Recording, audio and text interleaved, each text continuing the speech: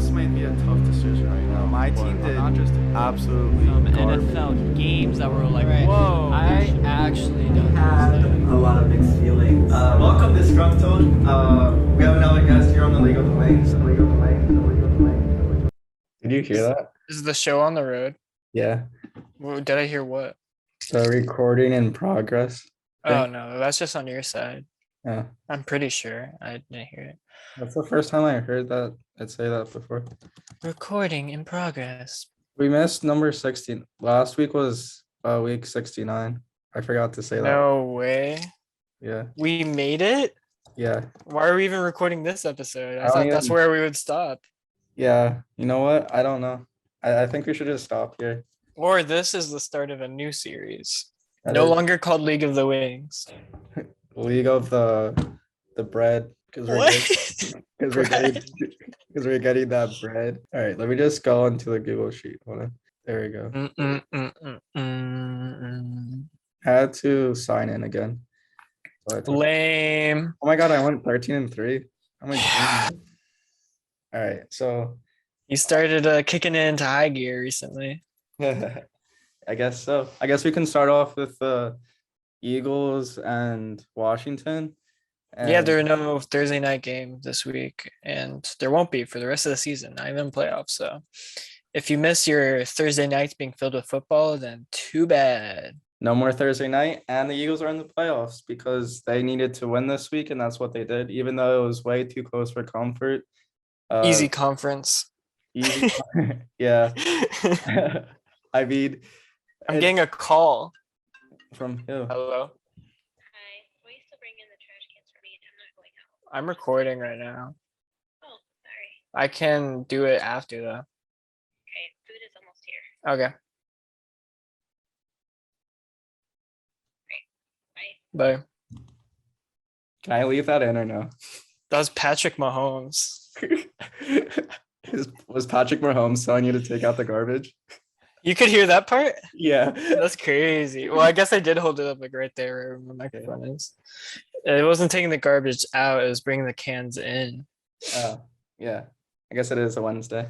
I haven't left the house in forever. That's how I was during COVID. It was miserable. I didn't leave the house in 11 days. Let alone my room. That sounds fun. Why? Did you watch any good shows? I was watching. Wait, you're home? Yeah, I'm home. I just realized. What the fuck? Yeah, that's why I can't use my laptop because I came from Janet's house and then I forgot my laptop at her house, so I can't use. So I'm using her laptop my instead gosh. of mine. You know what gave it away? What? I looked at the Strokes album and the Yellow and Blue album in your Yeah. background. And I was like, oh my gosh, I also have that album. And then I looked closer and I was like, oh wait. So yeah. Why have you been inside all day? Or for a while? Well, I do not have COVID, but certain individual in this household does, and I'm probably going to get it soon. So I'm not going to risk going anywhere. That makes sense. So does that mean that you have to stay there for like 10 days? Or whatever? I already, even before that happened, I plan to stay later than I intended because of online classes. So Yeah. I don't know. I'm pretty sure it's not 10 days anymore. It's 5 days, which is why the NFL changed their rules. Yeah. I don't trust the 5 days though. I feel like that's too fast. I mean, I don't know why the CDC of all people would change it, especially knowing how little amount of people already disobey the rule. So Yeah, that is true. Do you know that we had the first 1 million cases in a single day in the US? we did it, America. Hey, yeah, we did it. We did it. But yeah, I guess let's get back to the predictions. Yeah, so Eagles won as we both predicted. It was a similar slow start to the past couple of weeks against division rivals, Giants and Washington. This is the second time playing Washington in 3 weeks, right? Yeah, actually, it's the second time in 12 days because it got pushed. The first game got Oh, pushed. that's Tuesday. right. Yeah, but That's it's crazy. annoying because Washington score on their first 4 possessions, Mhm. but that was in the first half, but the Eagles were able to stop them and shut them out in the second half. And Rodney McClutch got a Big last second, clutch. That's right. got a last second interception that put us in. But I just don't want to play the Cowboys in the playoffs because this Eagles team has like no business being in the playoffs just because of how bad our division is.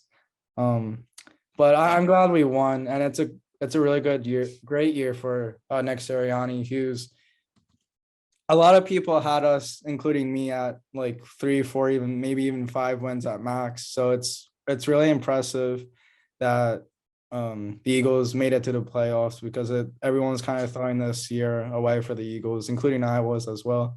And it's good that even though we were probably going to be a first round exit, we at least made it to the playoffs, which is really good with the help of Vikings losing as well. Hold on. Do you remember we went over my predictions for the season and how it was eerily close? Yeah. At least for the Eagles, how it actually would turn out. So Yeah. my NFC prediction was that Eagles would win the division, which didn't happen, but that they would end with a record of 9-8. What is their record right now? 9-7. So it could still happen. I did have them winning against Cowboys the last game. Weren't you eerily like the first like 7 or 8 games you had it like guessed every single one? It might Yeah, it have was been like a little bit basically- more. I had you off to the same bad start where you beat Atlanta, but then lost to San Francisco, Dallas, and Cowboys. I mean, not Cowboys, Dallas and Chiefs. Yeah. I That was remember the same first 4 games. And then what happened? I said you would beat the Giants both times, but you split it. And I thought you would split Washington. Mhm. Yeah, That was- I thought you'd sweep Giants and split Washington, but instead it was the other way around. Yeah. I'm kind of I made like a last second predictions. I don't know if I told you this or said it in the podcast, but I predicted the Eagles would go 5-1 and splitting with the Giants for the last 6 games. So I'm kind of happy with that prediction. I don't know if they're going to be able to beat the Cowboys. It looks like Cowboys are going to rest some, and the Eagles might even rest some. So it's a meaningless game because they're both clinch. I mean, Dallas clinched the division and Eagles clinched the Yeah. playoffs, so I don't think there's anything to play for. Because I mean, it just determines who your opponent is. But I mean, at this point, I don't think it really matters. I feel like things are relatively set in stone. I think Eagles have like 2 likely opponents, and let me see. I was just think- looking at this the other day. Your 2 most likely opponents are the Bucks and the Rams. I'd rather play the Rams. Out of any NFC playoff team, I'd rather play the Rams out of anyone because they look like the most beatable because Matthew Stafford is throwing way too many interceptions. And I feel like not that we would beat the Rams, but out of everyone, we have the most opportunity to beat the Rams. Well, I mean, as the things stand right now, Buccaneers kind of look desperate. I feel like if you were going to play the Buccaneers at any point, you'd want to play them as soon as possible in the playoffs. Yeah. Because I mean, once they get rolling, they really get rolling, as we saw last year. But also with the injuries, like the whole reason Antonio Brown left was because they wanted him to play through an injury, and he said no way. So he ran off the field, and now they're without him and Godwin, which are like 2 amazing receivers.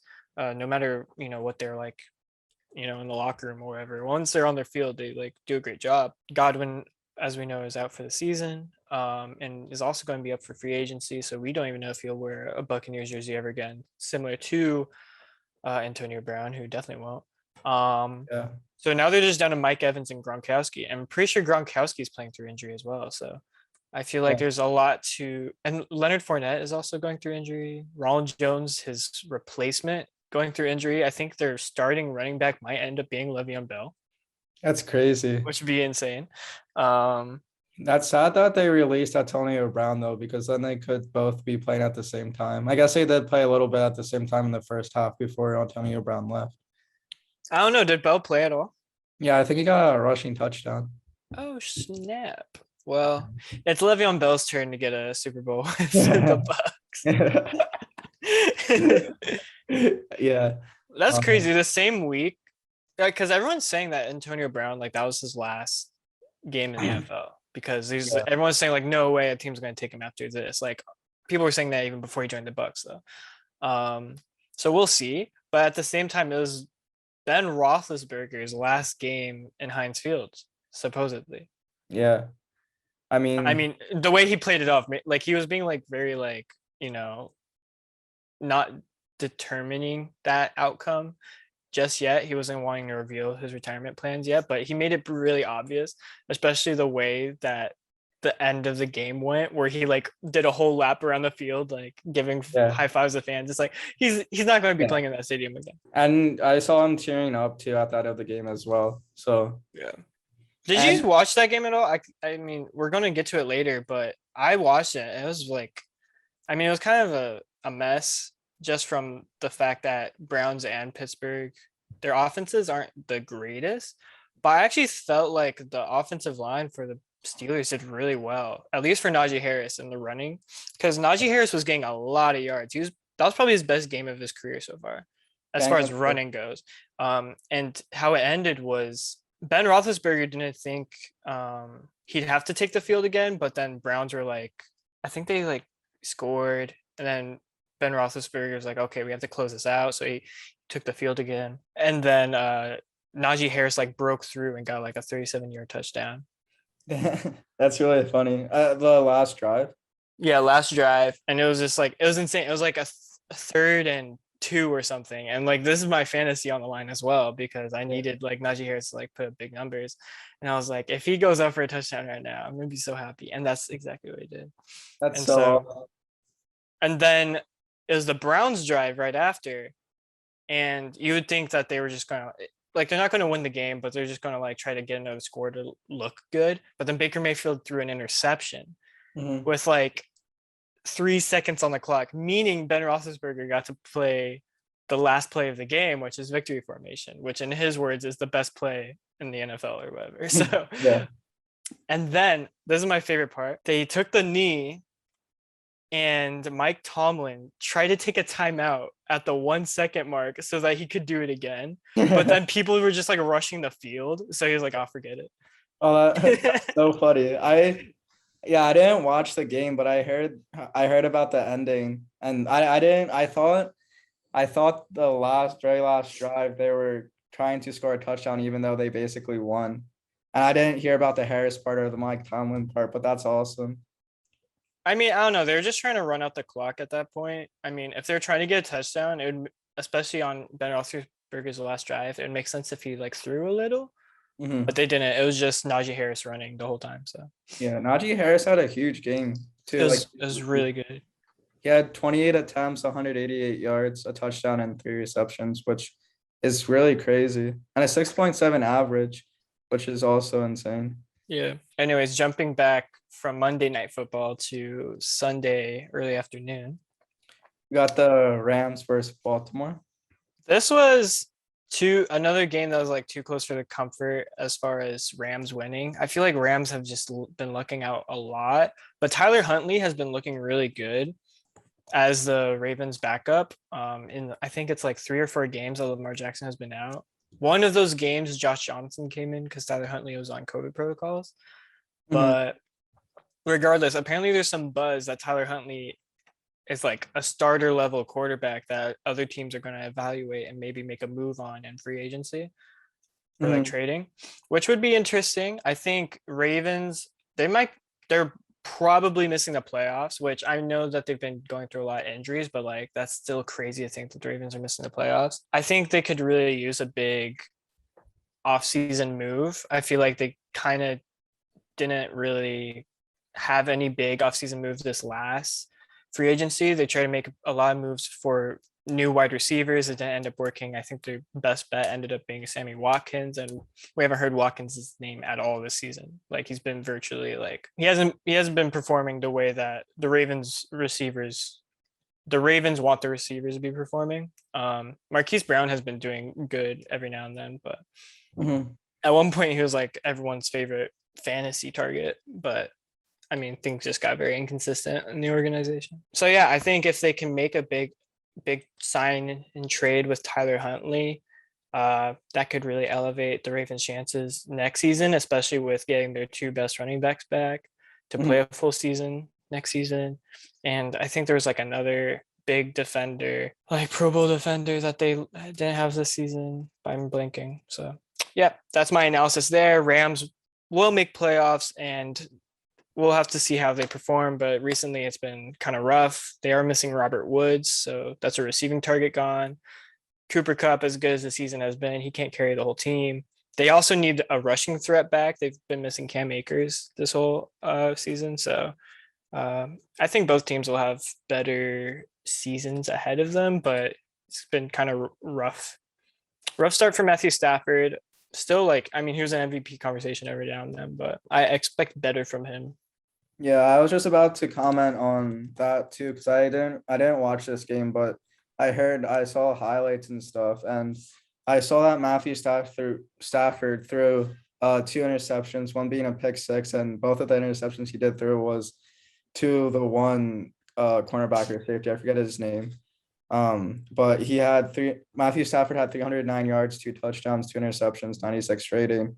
But it's kind of frustrating to see if you're a Matthew Stafford fan, which I am. I'm a big Matthew Stafford fan, and you are too as well. And it's kind of sad to see him throwing this many interceptions after coming off an MVP start. And he has 6 interceptions in the last 3 games, which is not good at all. And he has a total of 15 interceptions for the season. But I guess the touchdowns kind of make up for that. He has 38 touchdowns for this season, but it's not looking good for his at least interception rate heading into the playoffs, especially in December. I don't know. I feel like between Cardinals and Rams, I have more hope in the Cardinals, which wasn't the case like a week ago. I think a lot of people were saying Cardinals, were losing pretty badly. I mean, you saw how they lost to the Colts at least. Things haven't been looking that good, but I mean, with the way the Cardinals handled business against the Cowboys, I think I have more faith in them heading to the playoffs than the Rams right now. Rams gained more wins as of recently, at like December-ish. Still not very convincingly. At least it wasn't against the Ravens. Came down to 1 point, and as you said, the whole interception stuff. So then we got Buccaneers struggling to get it done against the Jets, but they ended up closing it out. Notably, it was obviously you had Antonio Brown leaving, not at halftime even. It was like in the middle of the game, like a drive was about to start. Yeah. And he was just kind of getting the crowd on their feet in the end zone. And apparently he stayed in New York. He didn't end up flying back to Tampa Bay. He definitely wasn't going to fly back with the teammates, but he stayed for the Nets game, I'm pretty sure. Yeah, I saw that too. And then there was a, Tom Brady comeback drive late in the fourth quarter. Classic. I think his name was Cyril Granson. Yeah. Or Grayson. I mean, that really goes to show you how thin they are on wide receivers. Because I haven't heard that guy's name, I think, since earlier this season. So it's going to be interesting. I mean, he got it done, but it is the Jets after all. So I don't think they're going to be able to be that, I don't want to say lucky, but they're not going to be able to be that clutch, especially how thin they are on their offense against the teams. I mean, if they play the Eagles, I doubt that they would be able to get it done under these circumstances. They would have to get off to a better start, but they didn't against the Jets. The Jets have been really good at getting off to really great starts recently. They just haven't been able to close out against the Dolphins and the Bucs. So I was joking with my dad. I'm like, imagine being a Jets fan and still getting beat by Tom Brady after he left your division and everything, which is classic. So annoying. And then I think he did it with 0 timeouts as well. But it was funny too, because I was watching the Eagles game, and then the Eagles game ended and it switched over to the Ravens-Rams game, which had 30 seconds left, and it came down to a last drive. The Ravens had the ball last, but they weren't able to get it. And then it switched over to this game, which it just showed Tom Brady's touchdown to win it. So it was interesting that I never saw that before, because it usually what happens is after the end of the game, if another game's still happening, it switches over, and then it usually switches over to 4 o'clock games. But it was 3 back-to-back games, back-to-back, all last second, coming to the last drive.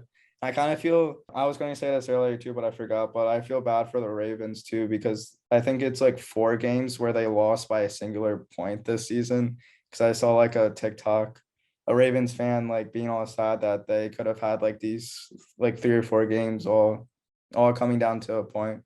Yeah, but at the same time, a bunch of the games went their way, coming down to a field goal. They beat Lions by a world record field goal by Justin Tucker, and they basically beat the Colts by field goal just because the Colts couldn't make a field goal by not having a healthy kicker. So like those are already 2 off the top of my head, but I know like even before that Colts game, it was like a pattern at that point. I guess So I think it goes both ways, and I think justifiably is why they have an 8-8 record because it's just like every game's a coin toss, like they're either going to,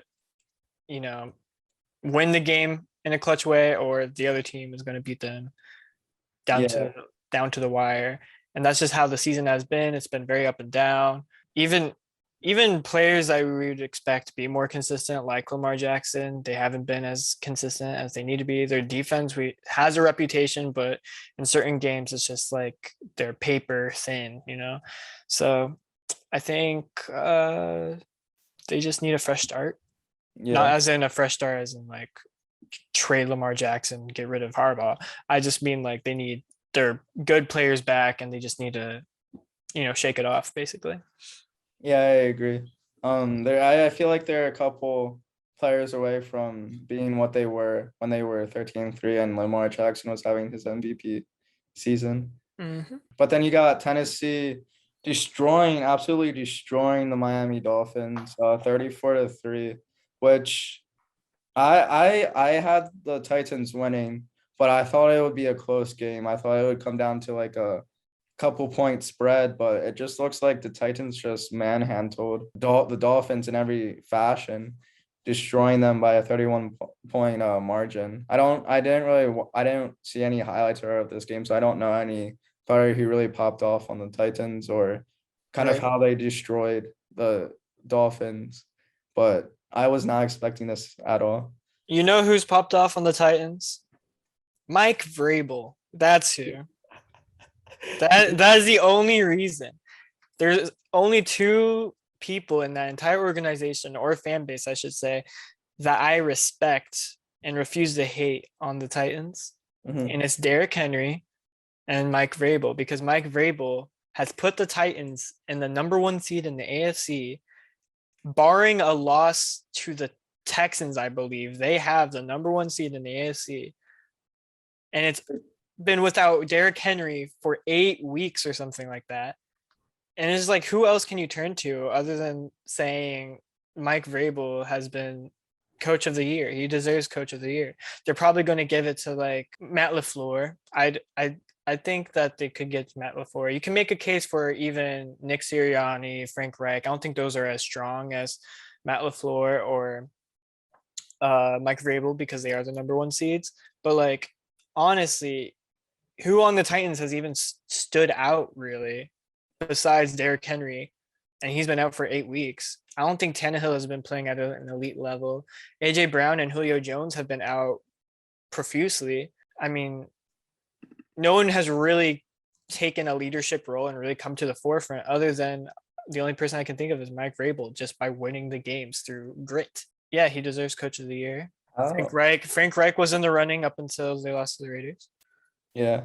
And yeah, that's all I mean, when you have the division still in the distance, like, you're not like the front runner for the division, but you still have a chance for the division, and you have a chance to clinch a playoff spot at home, and then you go out and play the way you did. It's just like, you don't really deserve to clinch division or playoff spot. It's just like, yeah, you deserve to wait another week for it because you didn't come out and play the way you're supposed to. That's my analysis of the Colts this past week.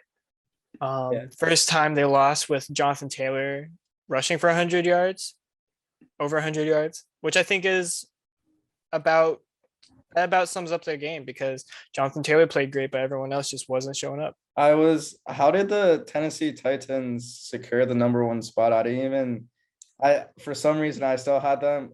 I don't even know. I thought they were like still struggling to like win the division. I had no idea that they were like 11-5 and like first in the entire like AFC.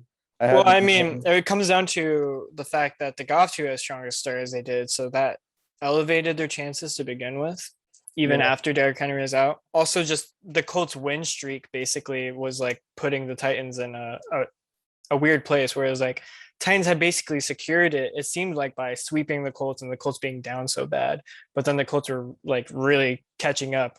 And it's not like the Titans were playing bad; they were just playing just as good as anyone else in a playoff position was. It's just other than the Colts and the Chiefs, maybe the Patriots, you could argue like they were like really catching up, and the Dolphins even like Dolphins were on a crazy streak. So the Yeah. Titans were just like they weren't winning out every game, but it's not like they're playing bad necessarily, other than against their loss against the Texans. So Yeah. That's crazy though. I didn't realize how bad AFC was. I thought there was like more, not like bad, but I thought there was, I don't even think it's bad. I think it's just very highly contested yeah. because there are so many teams that you think like, oh, we're like shoe-ins for the playoffs, like maybe 3 or 4 weeks ago, and like Ravens and Chargers. But the Ravens and Chargers aren't even in a playoff spot. They're still fighting for it. And I think that's just like how highly contested it's been. Like Bills have even looked bad every now and then because of how AFC opponents have been like, really trying to play to get into the playoff spot. And like teams that we wouldn't have expected either, like the Bengals winning the division, like that shakes everything up. So I'm just looking at the playoff picture on like the both AFC and NFC. Just like record, just like strictly looking at the record, like Titans are 11-5 and first in the overall, and then Packers are 13-3, and then it goes 11-5 Chiefs and then the 12-4 Rams, both having that second seed, and it's the 10-6 Bengals, and then the 12-4 Buccaneers for that third spot. And then yeah, you start having the 11-5 teams for the NFC, and the rest is just like 10-6 or 9-7 teams. I feel like the AFC and NFC did a flop because I feel like the NFC picture is how the AFC looked last year, and then vice versa. Like the AFC looks like how the NFC looked last year, but this year they kind of did a flip flop. I don't know. I don't even think that's necessarily true. I think the NFC looks how it usually should look. Like the wild card spots are like kind of on edge. Like, oh, they're kind of close to being a losing record, just like 1 or 2 games away. And then when you look at the AFC, it's like it's kind of the same, but when you really look at it, the Chargers, who are the number 7 seed, are only 2 games away from being top seed against the Titans. And I think it's just like it comes down to no team or teams have really been like sweeping the conference because it's just, basically that's how the NFC has been. It's been very top heavy in the Packers and the Bucks, and at one point it was the Cardinals. It's been very top heavy, but in the AFC, it's like no team at any given point was like really sweeping. I guess we could have made an argument for the Chiefs up until they lost to the Bengals, though, and we made an argument for the Patriots up until they lost to the Colts, etc. As far as the Bucks and the Packers go, no one has really like challenged their authority, and so like it's going to be really interesting because I really think the Chiefs are going to make the AFC Championship and probably the Super Bowl. But it's like out of all the other teams in the AFC, I have no idea who's going to face up against them. Whereas like in the NFC, it's like it's probably going to be Packers, Bucks again. Yeah, that makes sense. Or Packers, Eagles, and then Colts. Well, That'd be crazy.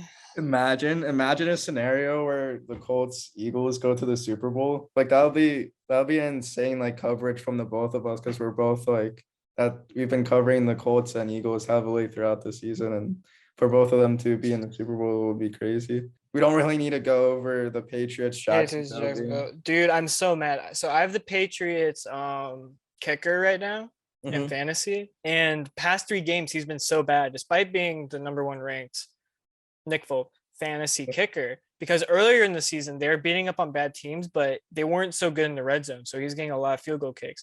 But the Patriots are looking dangerous right now, and obviously this is against the Jaguars, so it doesn't mean too much, but their red zone success has been way better. Like they're not taking as many field goal attempts Mac Jones is actually converting in the red zone and on third downs. And so the amount of touchdowns they're scoring is like way higher, especially on passing offense. It used to be mainly rushing offense, but Mac Jones has been looking a lot better in recent weeks. So Yeah, and even though this was against the Jaguars, I still think this is a very strong win as well, because it was by 40 points. It was 50-10. yeah, it was a And we- blowout.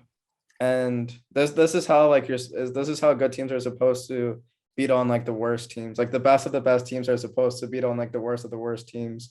Like this maybe with like a few variables depending on if you're like division rivals or in the division, then it differs a little bit. But This is what the score should be for the Colts and Jacksonville next game. If it's not this, I don't want it. They don't deserve the playoffs.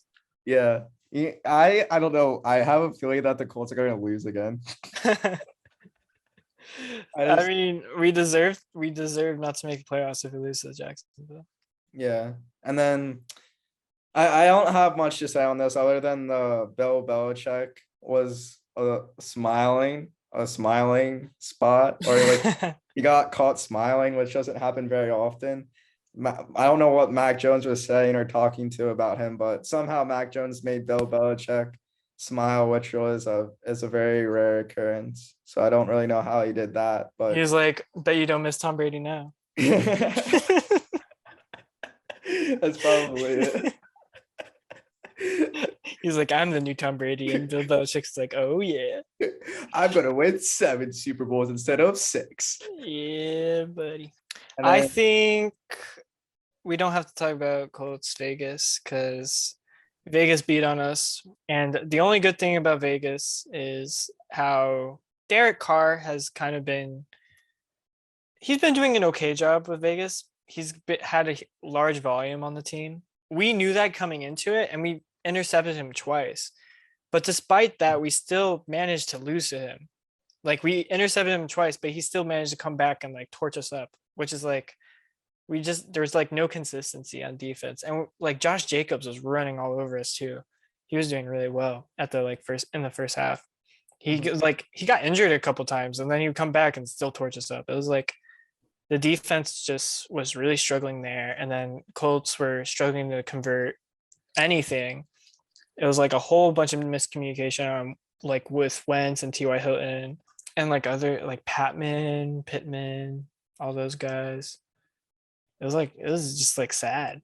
Mhm. I think it's been an evaluation year where the Colts really didn't do anything to change their offense. They like drafted a new tight end who's barely seen any snaps. I think he's had like one touchdown maybe. Other than that, we didn't really bring anyone in for wide receiver or tight ends. It's all been the same as when Phillip Rivers was here, and Phillip Rivers was really great with them. We kind of have to adapt our offense right now to how Wentz needs to play.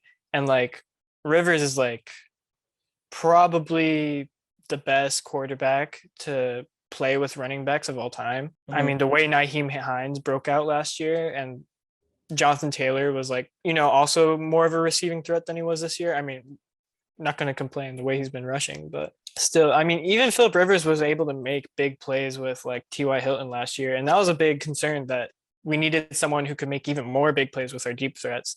But then Wentz hasn't really been doing too much like that. Like he's been throwing downfield a lot more, but I feel like the yards after a catch have been a concern. Whereas like he's throwing to them, but he's not throwing ahead of them so that they can like run and get a touchdown. You know what I mean? Yeah. And I think that's been a huge concern. I feel like we need a more dynamic tight end like Ertz. I think we could see Zach Ertz in Indianapolis in the offseason. Really nice.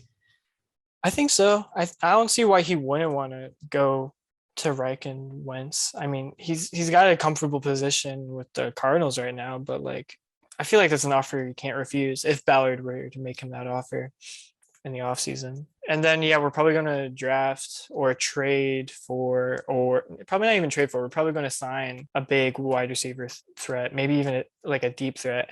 Whoever's on the table. I know Godwin will be out there, and there's like some people talking about that. Michael Gallup from the Cowboys apparently wants out because he thinks he could be utilized a lot more, but they're on a team with a lot of wide receiver threats. So I know a wide receiver who would be free and just got released.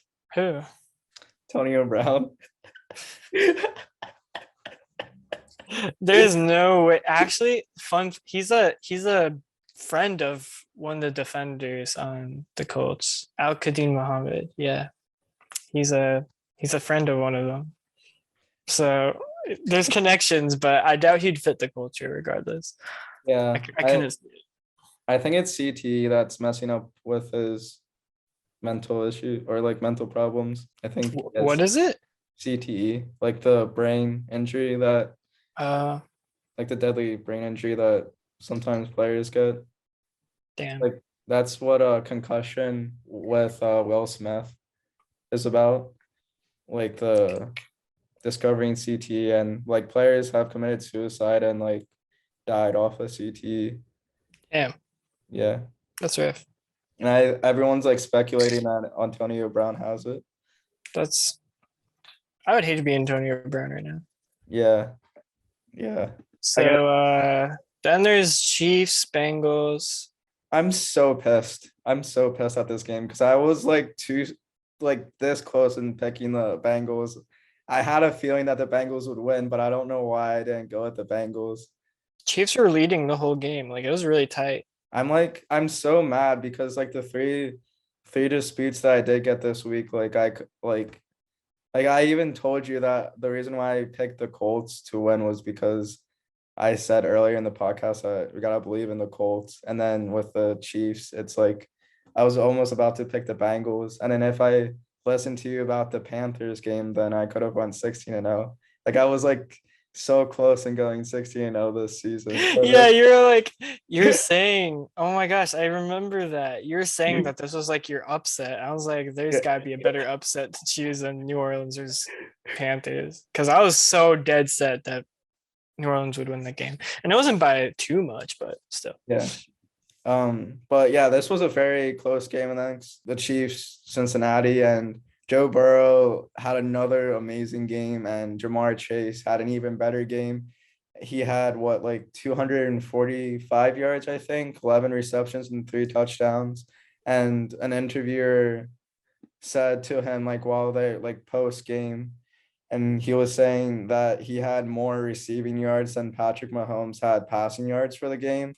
And Jamar Chase said, nah, like that's impossible. Ain't no way that I had like more receiving yards than Patrick Mahomes. And the reporter was like, yeah, you had more receiving yards. And he was like, wow. It was like such a funny like post-game interview. That's crazy. Yeah. But that was probably one of an all-time great performances by a receiver. And now I don't know. I still like Devontae Smith.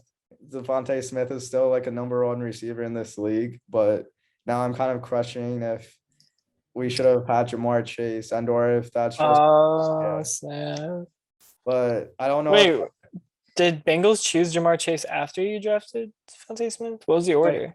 I think it was Jamar Chase and Devontae Smith. Yeah, I'm pretty sure it was too. I thought Chase was the number 1. Yeah. And then Waddle was later or something like that. Yeah. Jamar Chase is having an amazing. But to be fair, he's playing with Joe Burrow. Yeah, I was like Jalen Hurts is great, but he's not going to be tossing it deep as much as Joe Burrow will. Yeah, so I was just about to say I think it's mainly Joe Burrow who's helping out with that amazing year for Jamar Chase. But regardless, it's still an amazing season that Jamar Chase is having.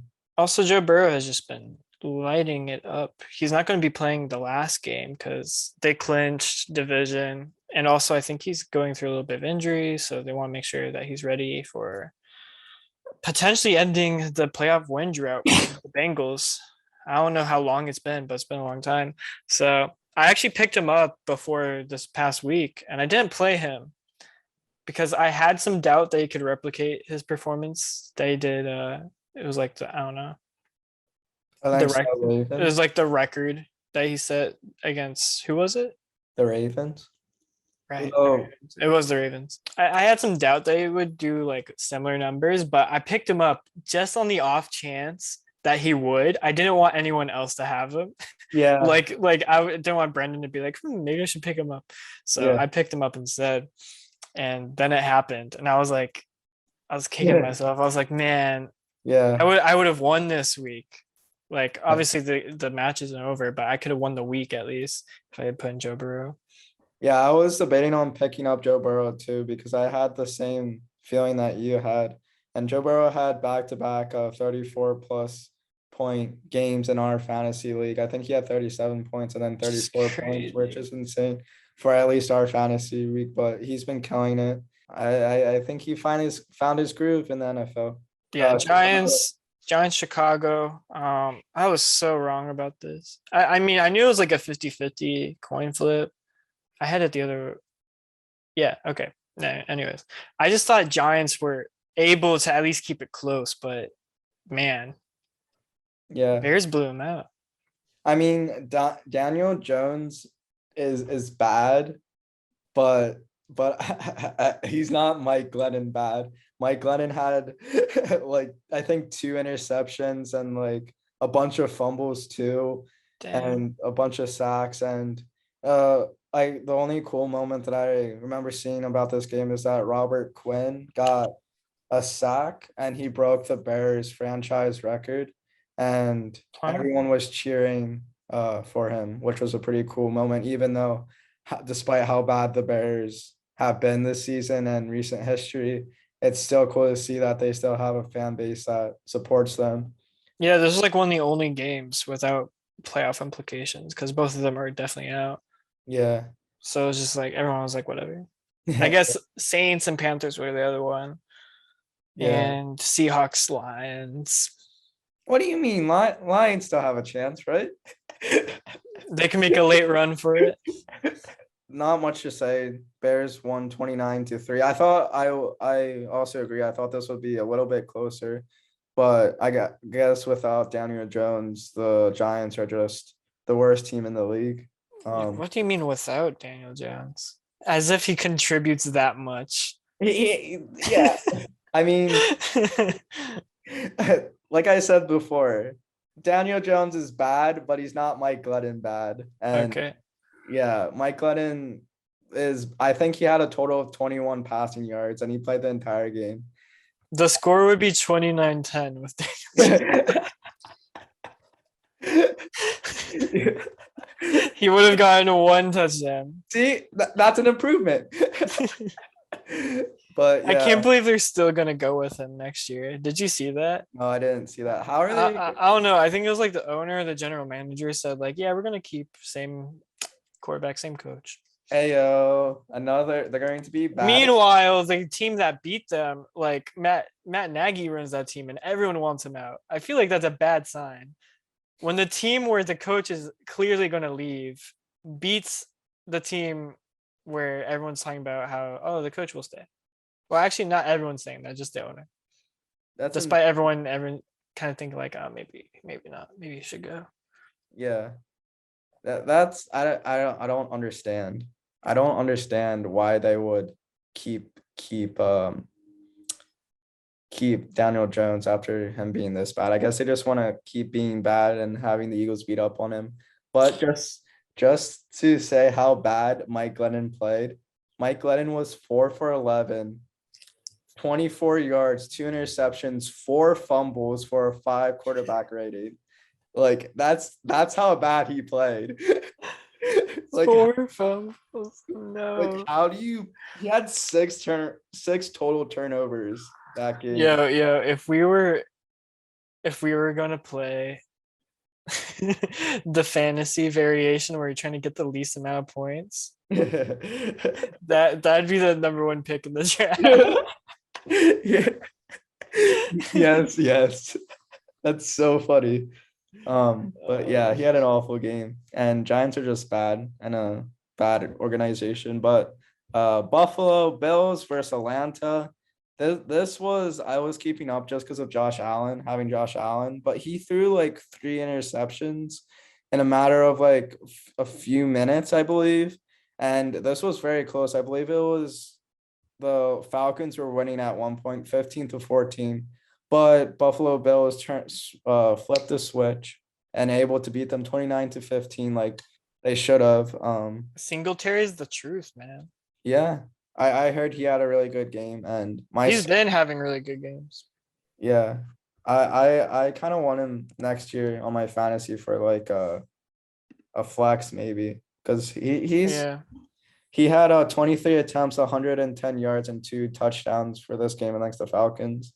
That's what I was saying too. Like, as good as Josh Allen is, like he's not so good where he can be given the same volume that like Tom Brady has been getting.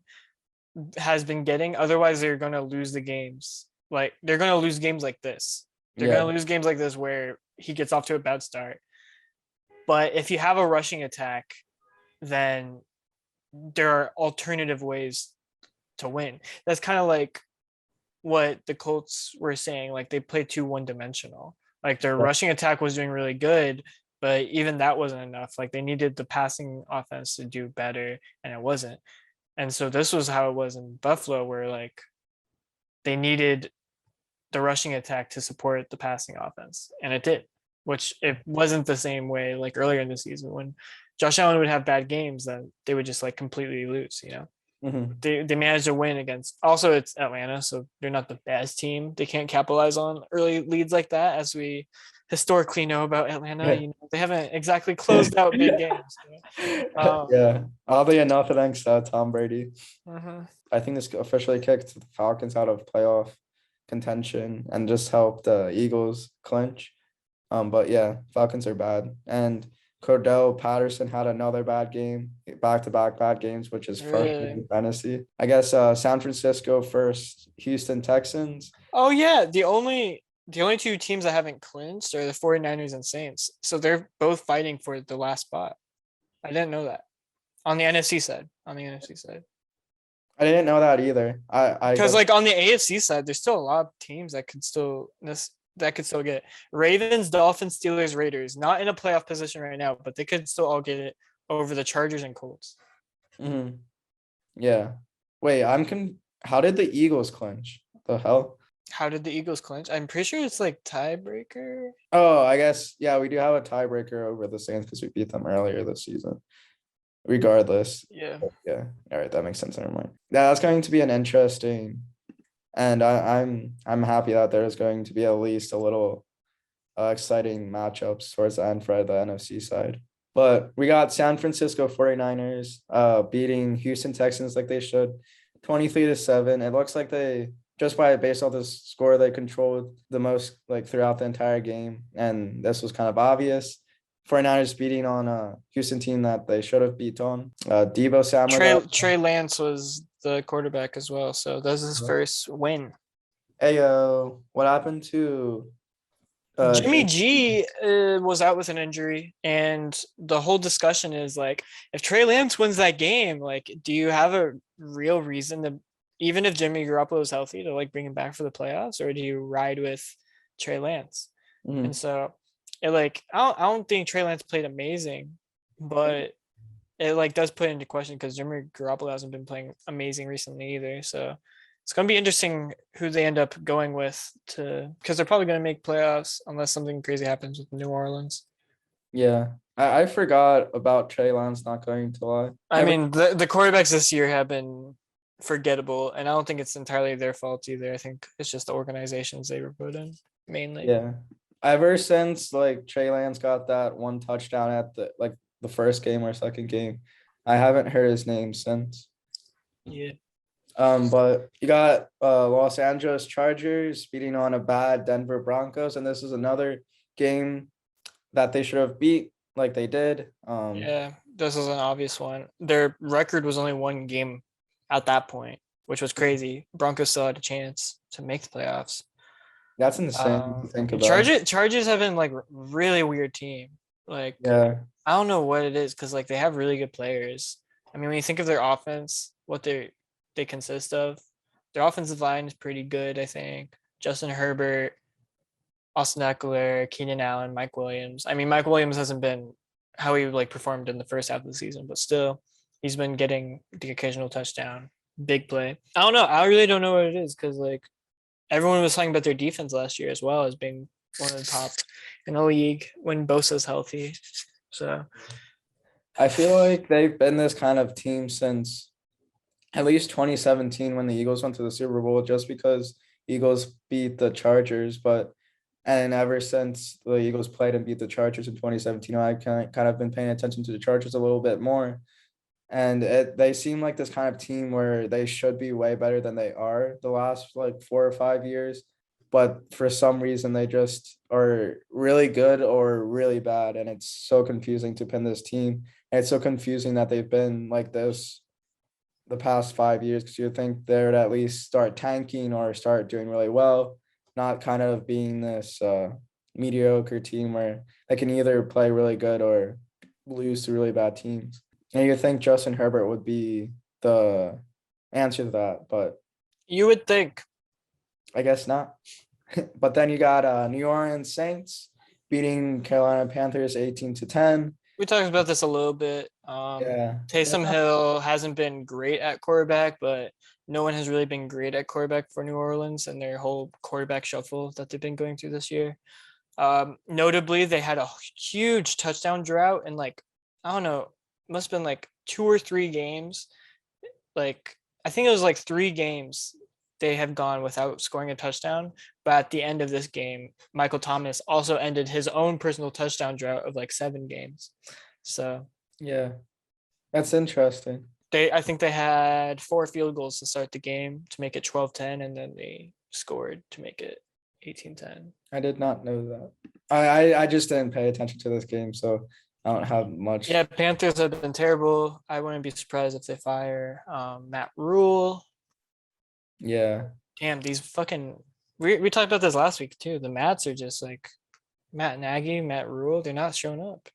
Matt LaFleur is carrying the namesake. You know why? Because Matt is a cursed name. Really? You think so? Yeah, I believe so. Anyways, Seahawks, Detroit. Seahawks had a huge win, which was very necessary just for their pride. They've been really bad this season, despite high expectations. Notably, high expectations from Caleb, who thought they'd be the number 1 seed in the NFC, and that Russell Wilson would get MVP. And things just didn't turn out that way.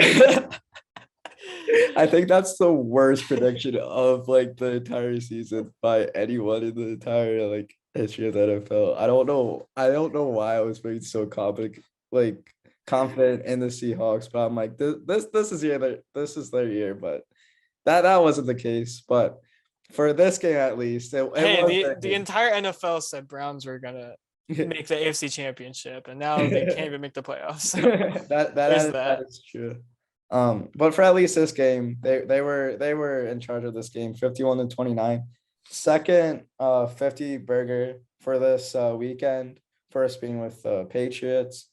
And Rashad Penny had an awesome game. He had like 32 points in fantasy for our league. But yeah, this is how the Seahawks should have been playing all year, even though it was against Detroit.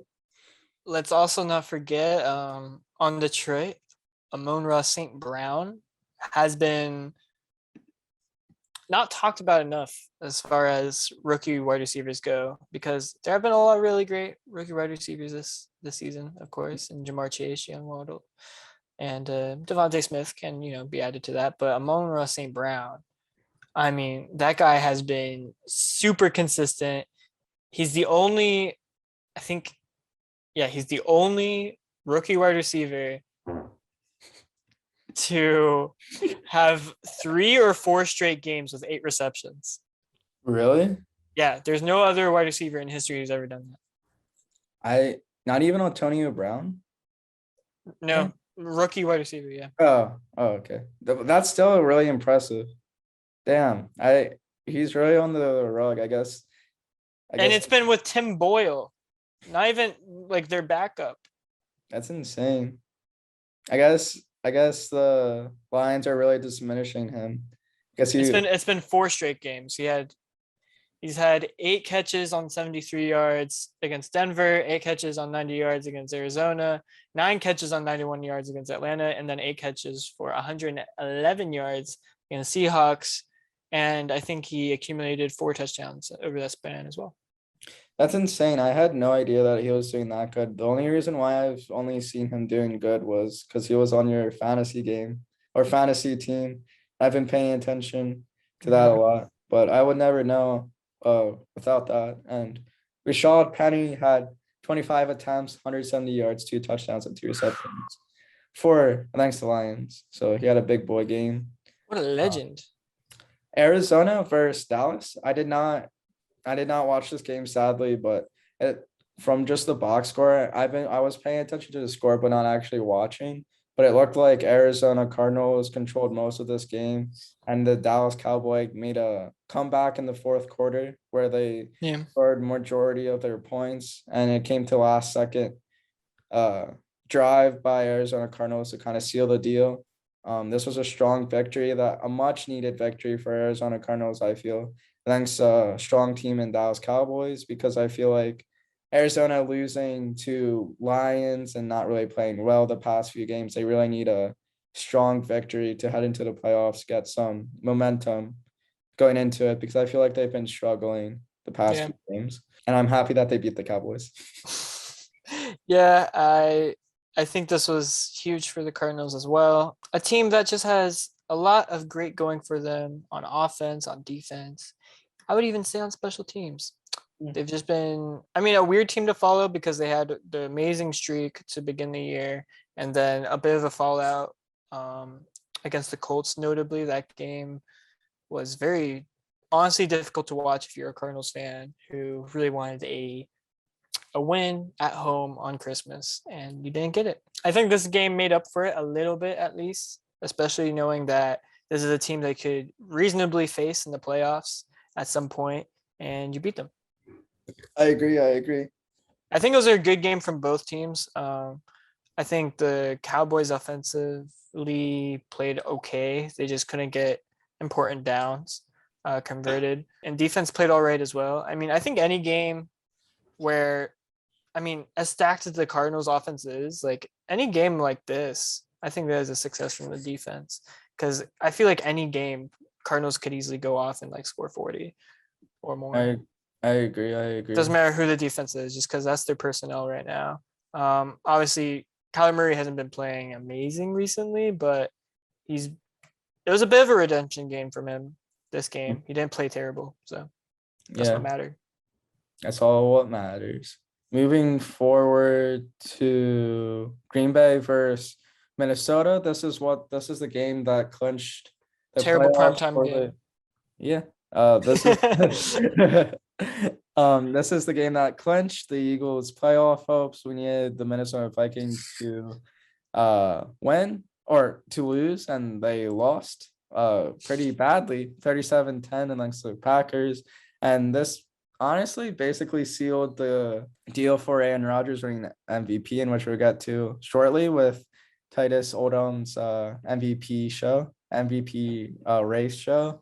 And Devontae Adams had a really good game. He had 11 receptions, 136 or 137 yards and a touchdown, which was very good. And yeah, at one point they were winning 97-10 according to ESPN, almost 100 burger, but that's obviously wrong because that's almost impossible. Yeah. But yeah, I think this was a very good game by the Packers, and I think this clinched the number 1 seed for them. I'm pretty sure. I would just like to mention that, I mean, Packers took care of business, but Minnesota was down Kirk Cousins, who isn't the best quarterback, but he's been playing decent all season. Like you don't really have room to complain about how he's playing. The only thing you could really complain about is that he missed a game because he wasn't vaccinated. Because availability is the best ability, blah, blah, blah. And this backup quarterback just could not get anything going. Like it was sad to watch them on offense. And then, Aaron Rodgers, Devontae Adams, they were just torching up the other team. And you could just see how sad Justin Jefferson was. Every play, he was just like, man, imagine if I had a quarterback like that. So don't we all wish we had a quarterback like that? True. And then we forgot to do this game last week, or to do predictions but before the game, All right. Titus quickly texted me who you got for Pittsburgh Steelers versus Cleveland Browns, and I I said, was convinced there was no Monday night game. I don't know why. Week 18, there's no Monday night game, that's for sure. But this week, I thought there wasn't going to be one, and there was. yeah. But then once you texted me that, I said, fuck Baker Mayfield, Steelers all the way. And Steelers got a victory. And I predicted Steelers winning, and Titus predicted Cleveland Browns. But Yeah. Baker was playing sloppy, but I can't even blame him too much. Well, like I can kind of, but it's also weird when you have an amazing running back in Nick Chubb and you're underutilizing him so much.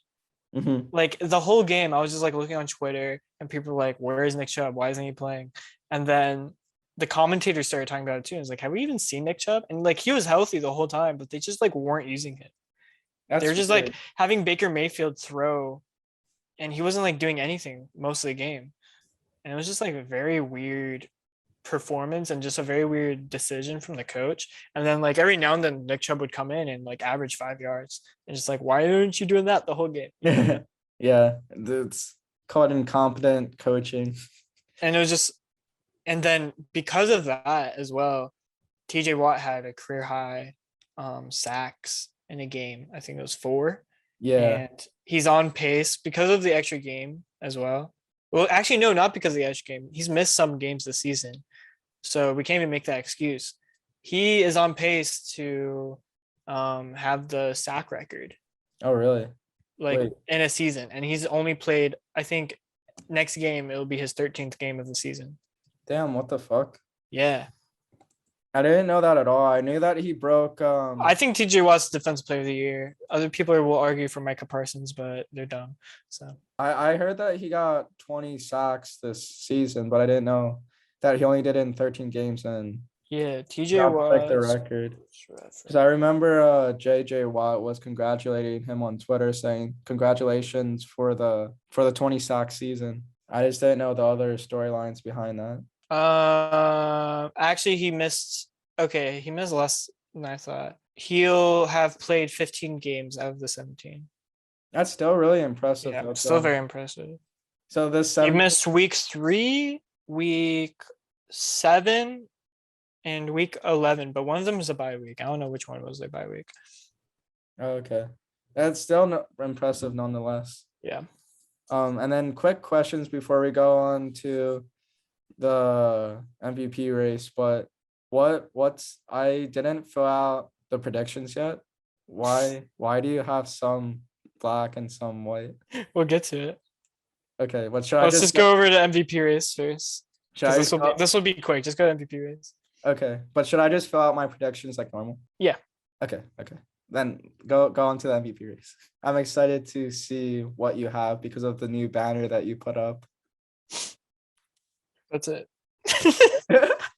I mean, it speaks for itself. You can screenshot it Okay, and that's show it to the fans, and that's all I have to say. That's all I gotta say for the MVP race. I did see on Twitter today, after I made this banner, that there was an MVP voter who came out and said that he wasn't going to vote for Aaron Rodgers because of his unvaccination status Yeah. and how he was putting his team at risk. Mm-hmm. Not just like health wise, but also like because of the way he could miss games because of it or something like that. Yeah. And he just says like the MVP should not be a player who's a bad person and puts their team at risk, blah, blah, blah. And Aaron Rodgers was like, he's a bum, like straight up. Like a reporter asked him about it. He's like, he's a bum. I don't know him, but he's a bum. It's just like crazy. And now like as of right now, like the phrase most vaccinated player is trending because Aaron Rodgers was like, it seems like a lot of people are just looking at this as the most vaccinated player or something like that. But instead of most valuable player, and everyone's like going crazy about it. That's so funny. But as far as how you play on the field, which is all I think really matters, unless you do something completely illegal off the field where you'd essentially be dropped from the team at that point. I think there is no excuse for why anyone else should get MVP at this point in time. If Jonathan Taylor breaks the single game rushing record against the Jaguars, which could happen, He had like 250 yards last game against Jacksonville in week 7, in the last game of the season. So it's not out of the question necessarily, but at the same time, even then, I think Aaron Rodgers has a stronger chance just because he's a quarterback and the way he's ended the season, the fact that their record is the way it is. Jonathan Taylor, the Colts will be at best 10-7. Mm-hmm. So it's kind of hard to give it to Jonathan Taylor at that point. I think there will be Jonathan Taylor votes, but it's just not going to be enough. Especially if Aaron Rodgers will sit this next game. Yeah. If he is to play and does terrible, then I don't know. Maybe Jonathan Taylor has a chance, but I don't think any of these scenarios are very realistic. So I'm just gonna keep this banner up until next week, and then if something happens, I'll change it. But I agree. yeah, that's it. That was the quick MVP race. Now we can go over to The predictions for this week. So yeah. So last season, I should also change. It's not week 17. Last season, I was down bad in predictions, and I did the opposite of every game you predicted. mhm. This season, I'm not that far behind. I'm only 8 games behind. So Yeah. I said, okay, I'll predict by myself half the games, which is 8 games, and then the others I'll do the opposite of Caleb. Okay. So that was my reasoning. That's Because I'm only 8 games behind, so I predict 8 of the games. I let you basically decide my fate for the other 8. That's what I'm assuming that you're choosing, but I I think it's funny. But preface this, the predictions that I just did, I have zero faith in. So Any of them? maybe like a couple, but I'm just saying, out of even though you gave me 8, did the opposite of me for 8 games, I still think that you're going to win regardless. that's how not confident I'm in my predictions. All right, let's go over it. So this season, there's going to be a Saturday doubleheader that features teams that have actually just matchups that have playoff implications. This first matchup, I'm not too sure about. I feel like there are other ones that you could have made a case for, but it doesn't really make sense. Because I mean, there's San Francisco Rams.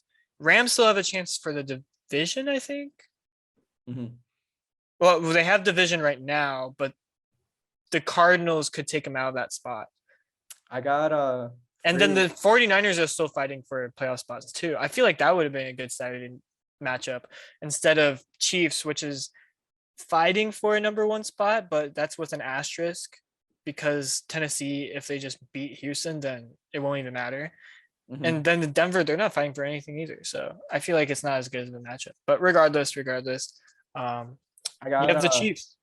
I got 3 letters and 1 word for you for the other matchup that doesn't really have any playoff implication. It's called NFC East, baby. NFC East will always get prime time. Well, shows. yeah, but that is playoff implications. Dallas and It is. Philadelphia. I mean, Oh. yeah, you clinched spots, but as far as where your seeding ends up, it Oh, still matters never for mind. both teams. Whereas Kansas City, it's between having the number 1 spot and number 2 spot, I'm pretty sure. And then Denver, it's nothing. Okay, never mind. I'm just incompetent. All right, but Kansas City Chiefs versus Denver Broncos. This is the one that I was pretty confident in. I have Kansas City Chiefs beating Denver Broncos Let's go. because fuck Trey. Denver will win so that they're 8-9 and they don't look too bad. I And just Chiefs will have the narrative of coming from behind to win the Super Bowl. yes. I like Kansas City Chiefs because I think they're still fighting for that number 1 seed, and the Denver Broncos are just not looking good. The year the Chiefs won the Super Bowl, were they the number 1 seed? I don't think so, right? I'm pretty sure that was the same season that the Ravens had number 1 seeds. I believe that. Yeah, I believe that's true. That sounds right. Yeah. Yeah. Who am I to know? Maybe they like the underdog mentality like the Eagles do. Mhm. I Um, think they need it. I feel like this is a team that gets too cocky.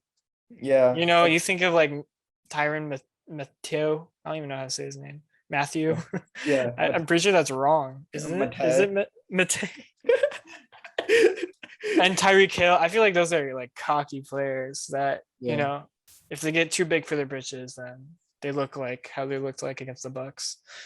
It's the same reasoning for Green Bay Packers. Not that Green Bay Packers is like a team of cocky players, but I feel like they need another edge just to lift them up because they've been a number one seed for the last 3 years and they've just been going to the championship game and losing. So true. yeah, they're going to be extra devastated when the Eagles beat them in the championship game. Speaking of the Eagles, they will be playing Dallas. I on have Lincoln Financial. This is a coin flip for me. I have the Eagles winning because fuck Dallas and I don't like Dallas. But honestly, like they're both going to be resting their players. I believe that's what I heard. I'm not 100% because they both clinched. I've heard rumors that they might bench, but I don't think they will. yeah. Well, I mean, the Cowboys might. Yeah, but I guess seeding does matter a little bit more. I forgot how much potential this game has for playoff implications. I mean, it's just seeding. So like basically if right now Eagles are in the 7th spot Yeah. and they can make it to the 6th spot and play a quote unquote better opponent or like a better matchup, and then this won't happen. But if they get the 6th spot and then they make it all the way to the NFC Championship, and whoever is in the 7th spot, which is probably going to be the 49ers, if they also make it to the NFC Championship, that means Eagles get a home game. Imagine that scenario. Just the Eagles, 49ers, 6 and 7 seed, be somehow beating out Green Bay Packers, Buccaneers, Cardinals, Rams. Like how would that if that happens, I would freaking be geeking. So a win does kind of matter here. If in that scenario. Yo, and then imagine if the Colts make it to the Super Bowl too, and it's the Colts Eagles like in the Super Bowl. Like imagine the odds of that. Like whoever betted on that, like 3 situations happening is gonna be a flat out millionaire. Green Bay versus Detroit. As far as Dallas, as far as Dallas goes, they still have a small chance at getting the 2 or 3 seed. But I think they're basically cemented for the 4 seed. But they would need a win in order to get to the 2 or 3 seed. So it just depends on like what they want. Yeah. I mean, if they intend on making a deep run, then that would give them more home field advantage if they were to like, I don't know, make the NFC Championship and then play Buccaneers or Rams if they were to get like 2 seed or 3 seed. I don't think they're going to try though, because they're dumb. Well, there you have it. And that's good news for the Eagles though, at least, because it's more than likely that the Eagles won't play the Cowboys. And the Cowboys are the last team I want to play in the playoffs, because and the off chance that the Cowboys, which I'm pretty sure the situation would happen, if the Cowboys did play the Eagles in the playoffs, the Cowboys are more likely going to beat the Eagles. So I just don't want the Cowboys fans having that over the Eagles, because they're not going to let that down in the next decade. I just refuse to let that happen. Damn. I'm just not confident in the Eagles beating the Cowboys in the playoffs. Moving forward to Green Bay Packers versus Detroit Lions. I picked the Green Bay Packers for obvious reasons, and that forces Titus to pick the Detroit Lions. I'm fine with this because, like, I know Aaron Rodgers supposedly wants to play this last game, which I don't know why. Like, I don't see how you like. I mean, it may increase your MVP odds that are already at a point where it's like you're a shoo-in, but at the same time, it's the Lions. Like, even if you do torch them up, is it really that like big of a deal? Like, it won't prove anything more than it people already think. So I don't know. So I'm assuming he will be benched, and Detroit will have a better time because like they haven't been playing terrible, and DeAndre Swift is back and healthy, so they have their rushing attack will be better, as well as their passing game has been great with Amon-Ra St. Brown and Tim Boyle for some reason doing good, or at least decent, good enough. Good enough. That's all you can ask for. Yep. Next Um, game. Jacksonville versus Indianapolis Colts. I got Jacksonville. I hate you. Just because I feel like the streak of the Colts losing against them will continue at home. And I kind of just wanted to make you mad a little bit because earlier this week I was texting Titus, I think it was yesterday or sometime. I was bantering with him about how the Colts suck, even though they're way better footed than the Eagles. But I just think it's funny to bash on the Colts. I don't know why. And Dude, even the commentators in the freaking Steelers Browns game were talking about that streak. I was like, how do so many people know about this like small, like obscure, I don't know, streak of also like a small market team? It's not like it's like if there was like a huge streak between like the Eagles, Cowboys, everyone would know about it, you know? Yeah. But it's like it's the Colts Jacksonville, like who knows about that shit? And then the commentators for the Steelers Browns game were talking about it. I was like, what the fuck? I saw it all over like Instagram too, like having like people show up those like statistic graphics too. I'm like, Mhm. damn, this is kind of going mainstream now that like Instagram pages are actually finding out about this. Yep. Weird. But yeah, that's why I got Jacksonville. And I just, for some reason, I have a feeling that Jacksonville is going to win. I didn't trust my gut feeling last week, and I got 3 losses out of it. So I'm gonna trust my gut instinct on this one, and maybe it'll come true. And this is why I think I'm not going to do so good this week, because I'm trusting my gut instinct more. And I don't know how I feel about putting pressure on my gut instinct for this week. Damn. But then you got a Washington football team versus the Giants. I have the football team winning just because the Giants suck and they still have Mike Glennon. Like, Yeah. they got destroyed by the Chicago Bears. You know what? That's a fair point. I think you'll get this one. Yeah. And then moving forward to Minnesota Vikings versus Chicago Bears. I got the Vikings winning. This is a meaningless game. I just like the star power that Minnesota Vikings have, and there's Kirk offense. Cousins will be back as well, so I think that cements it for me at least. They'll win this Yeah. one. And I think they want to go out with a bang. Mm-hmm. Tennessee Titans versus Houston Texans. This is kind of an obvious one. I'm fine with this. Hell yeah. Let's Let's go Texans. This works out for you, but I think the number 1 seed isn't clinched for the Titans, so I think they don't want to lose to the Houston Texans twice in one season just because how bad Texans are, and I just think Titans have stuff to play for, and I think they're going to dominate this entire game for just as a revenge game.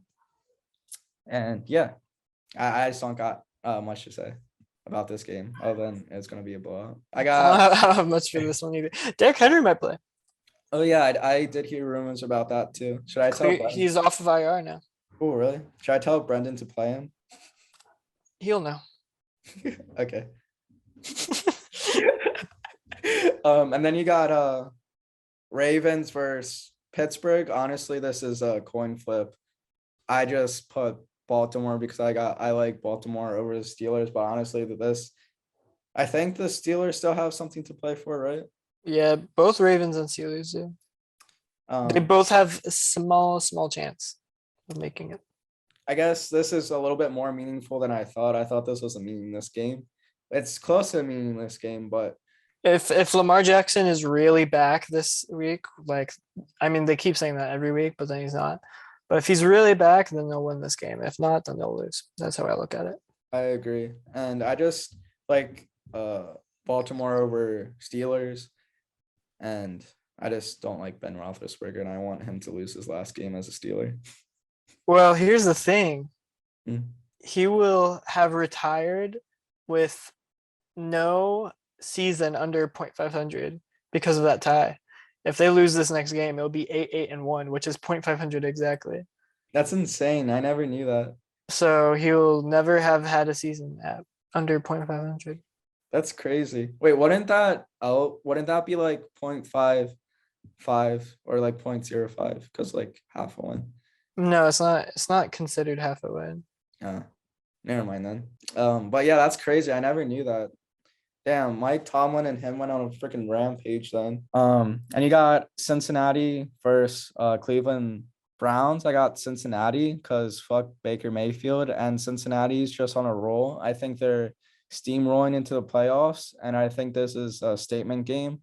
I don't know how much playoff potential it has for the Bengals with seeding wise, because I know that they clinched, but I feel like they just have to prove a point, even though Joe Burrow's probably not going to play or is not going to play. I just don't like the Browns, and for some reason I'm going on this Baker Mayfield hate run or hate trend. Hate run. That's funny. But yeah, that's why I got Cincinnati. Okay. I guess I'll take Cleveland. I don't really care. Joe Burrow won't be playing though. Yeah, I just realized that. I guess that makes it a little bit more of a coin flip, but even with a backup quarterback, I feel like they still can beat. If Joe Mixon plays still, I mean, I don't even know what they'd be playing for. I don't know if they could improve their position. Okay, they could. Yeah. Yeah. So they're the 3 seed right now. They're basically fighting with the Bills, they're basically fighting with the Bills for the 3 and 4 seed. But they could technically take. They could still technically get 1. Yeah, I was just thinking that They have a 3% at number 1, and a 19% at number 2. So yeah. Anyways. Yeah. Still playoff. But they need Titans and Chiefs to lose, which is, I mean, they're playing against not the greatest division rivals. So Yeah. but yeah, I think Bengals could win this, but I also think Browns might just win this because fuck everything. Yeah, I agree. Fuck everything. Fuck everything. Then you just got want to fuck everything up.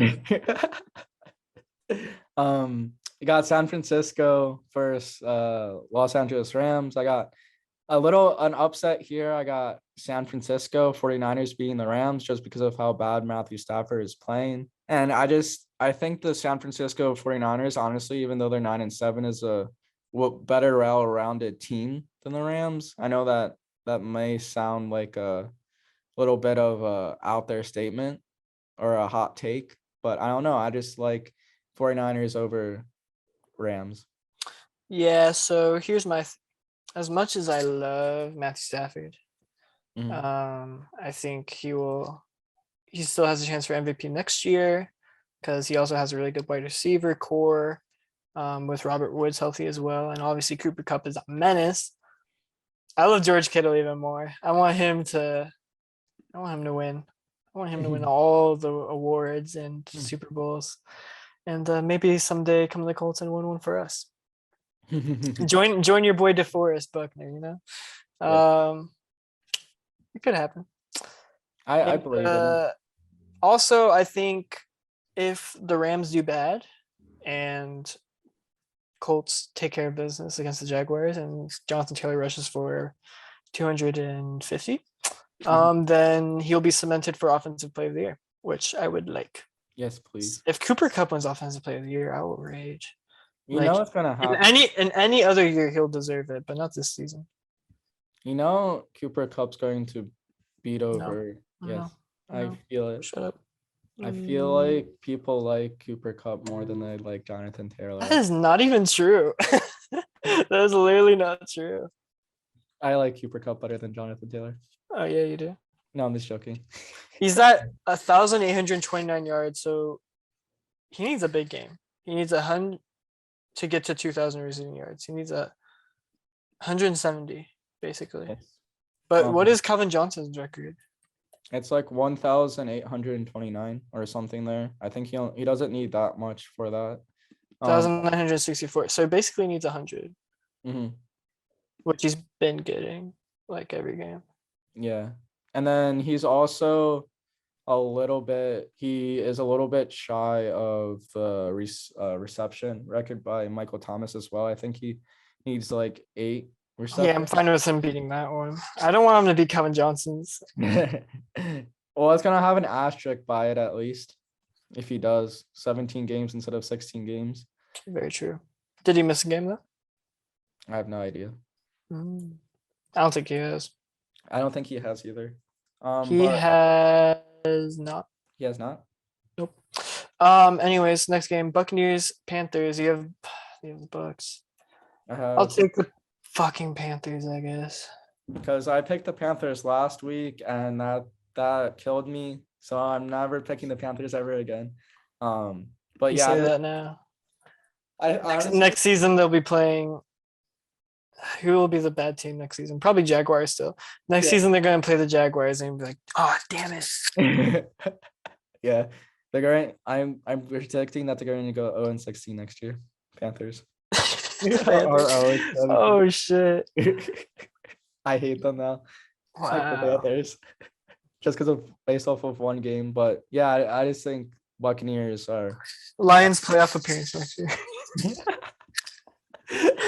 Hot takes for next season already. We're Yeah. like, not even finished with this season yet. yeah. Have much to say, even though I do think this is going to be way closer than it is, just because of the injuries that Tampa Bay has, and this is a division game, and weirdly enough, division games are always close no matter the opponent. But Arizona Cardinals versus Seattle Seahawks, I have Cardinals winning. Seahawks are just bad. Fuck them. And I think Arizona Cardinals is still going to be playing for seeding, so I don't think they're going to lose to this bad of a team. I'm with you on that one. Yeah. But yeah. And then you got New England Patriots versus Miami Dolphins. This is another coin flip. Honestly, I know Miami looked terrible last week, but Miami has, for some reason, year in year out, beat the Patriots at least once. And I feel like this is kind of a coin flip, and Patriots have been looking iffy past few games. But I just think the Patriots are going to win just to prove a point. Patriots looks iffy past few games. They put up 50 against the Jaguars. Other than that game, I bet the Jaguars, so they can't say anything. Yeah, no. Patriots beat up on bad teams, but Dolphins have proven they're not a bad team. They had a bad game against the Titans recently, but other than that, they've been pretty good with their record, their win streak, that is. I kind of feel good in Miami, though. I think they're going to be playing for pride. They're not going to be playing for playoffs, obviously, but this will be a pride game because it's either they end the season with a losing record or a winning record. That's what this game decides. Yeah, It will not be 8-8. So I think it's going to be important that they win this one. I agree. That's why it's more of a coin flip than anything, because I feel like the Dolphins are still having something to prove. And then you got New Orleans Saints versus Atlanta Falcons. I have the Saints just because they're playing for something, and I just feel like they're not much, and this is going to be a very close game. Not much, but I just feel like they're playing for something where Atlanta is not playing for anything. So I feel like that's going to give them a little bit of an edge over the Falcons, and that's going to be enough to beat the Falcons, even though they are probably matched up pretty well. And I would not be shocked if Falcons would win this. I have the Falcons, which means New Orleans will win. Yes. Every time you pick the Falcons the last 2 years, they always lose. I feel it's like you curse them. Ooh, I have the Jets over Buffalo. I'm fine with that, honestly. Honestly, yeah. After how the Jets finished last season and how the Jets beat, or almost beat Buccaneers, I would not be shocked for this upset to beat the Buffalo Bills. And Buffalo Bills have been rocky this past season. They looked really good, but they've also looked really bad. So they've been on the rocks.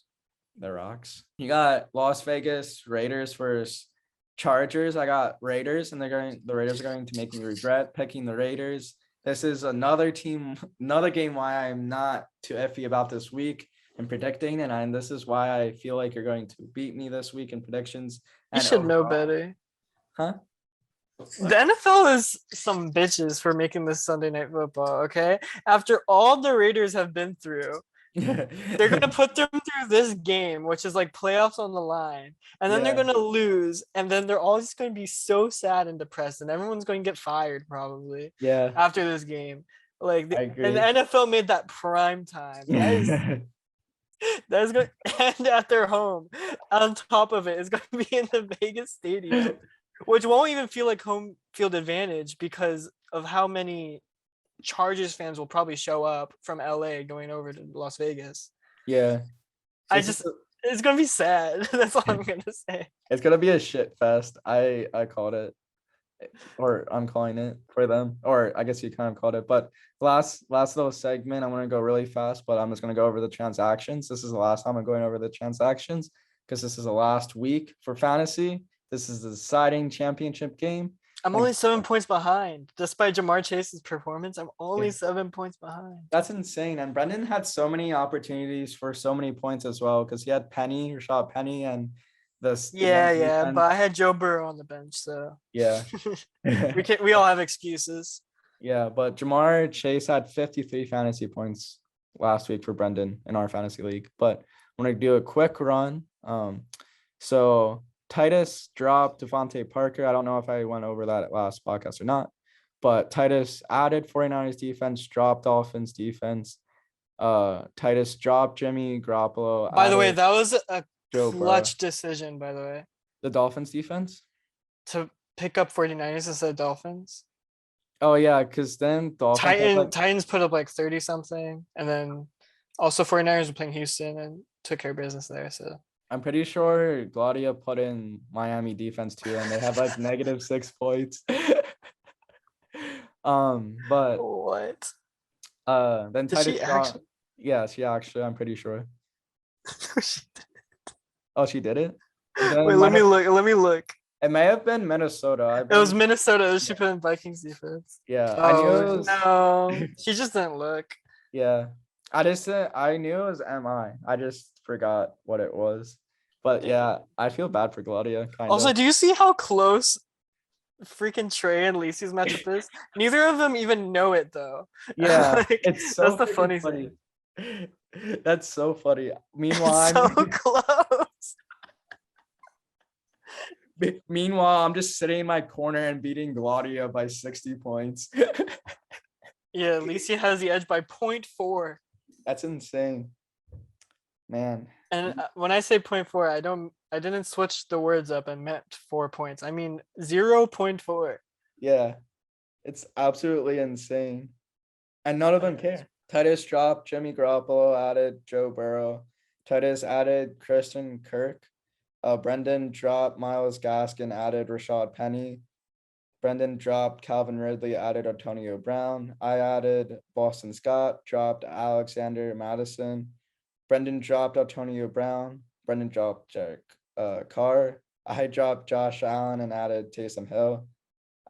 Brendan added Somali Pernin. I don't know how to pronounce that, but he's a running back for Cincinnati. I added Deontay Foreman and dropped Boston Scott. Titus dropped Mike Williams. I dropped Taysom Hill, added Josh Allen. Titus added Kirk Cousins, dropped Joe Burrow. Brendan added Taysom Hill. Brendan dropped Mike Grzeski and added Pat Furmanmouth, tight end for Pittsburgh. Good job. Thanks. That's it. Wait, the win probability thing is like super skewed on every matchup. It's 100% on every matchup right now. Lol. That's so funny. It probably just means for week 17. It hasn't like adjusted for the fact that it's a 2-week matchup. Yeah, I think it takes until Thursday for them to fully update that. I don't know why, but it takes them forever to actually update that. And then in basketball fantasy, I am 8-3. I've had a 5-game win streak, so. Hey, Yeah. you think you're gonna make it to the championship? I think I have a good chance. Mm. There's only like 4 teams I actually care, so it's like already decided which 4 teams are making playoffs, but Okay. kind of like in fantasy football as well. Only 4 teams I actually care.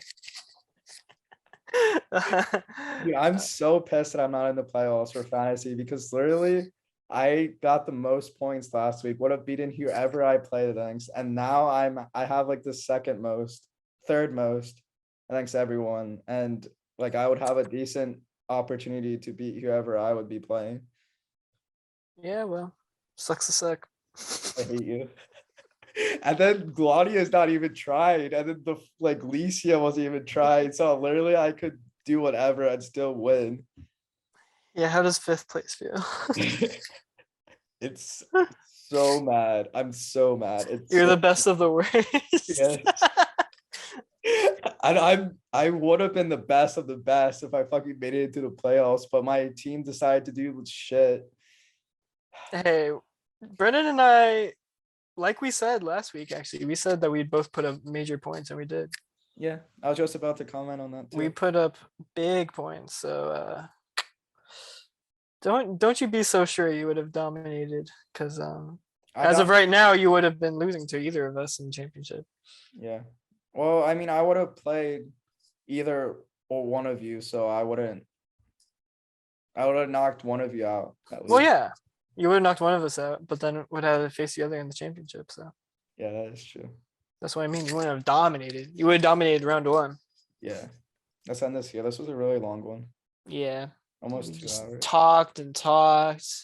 Yeah. Oof, that timestamp is gonna scare away so many people. Yeah. But do I care? No. Nah. All right. Whatever. Bye. Goodbye.